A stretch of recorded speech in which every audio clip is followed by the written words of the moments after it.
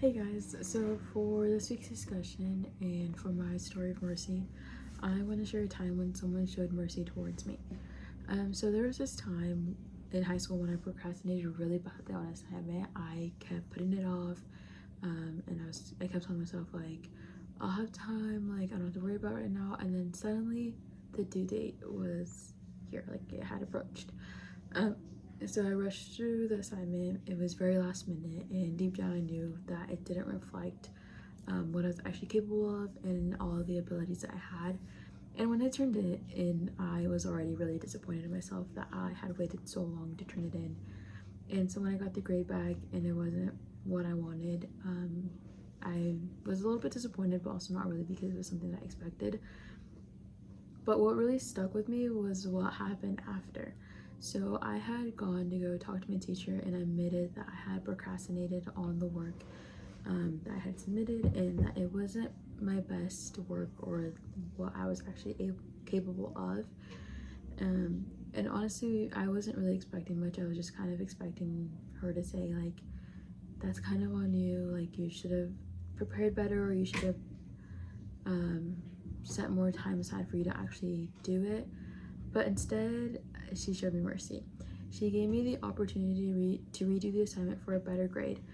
She didn't ignore the fact that I messed up, but she gave me a second chance to learn from it and actually put in the effort that I should have from the beginning and to show what I was actually capable of doing.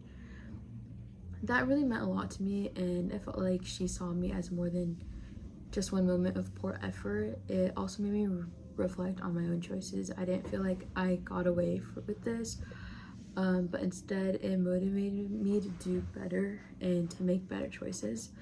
Since then, I've tried to think more about how I handle my responsibilities, but also how I treat other people. That experience showed me that mercy isn't about letting somebody off the hook, but rather it's about giving them a chance to grow and to be better. When I look at the second prompt and I think about the question about turning an enemy into a friend, I think it would take a situation like situation like where someone chooses understanding instead of judgment. I think it would also take a lot of openness and being able to almost forgive what they did, but they would have to put in a lot of effort to prove that they are worthy of being a friend, because you can't just forgive whatever they did. Like, I mean, you can to an extent, but they also have to be willing to put in the effort to show that they've become a better person and that they aren't who they used to be. And I think that's really important. And so it would take a lot of me being open and them putting in the effort to show that they've become a better person to actually allow that person to become a friend of mine.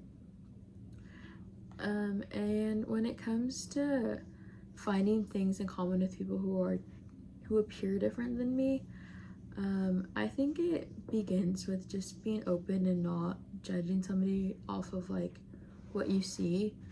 I know a lot of people struggle with some things, and so like not judging them based off of the looks is very important. And I think to discover the things that we have in common, it would just begin with a lot of conversation. Like, you'd have to be able to talk to people and get to find out what they like to do, what their interests are they the same as you, do they have like similar hobbies and stuff like that.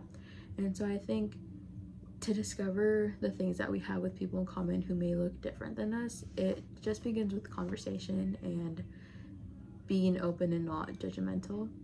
Thanks for listening.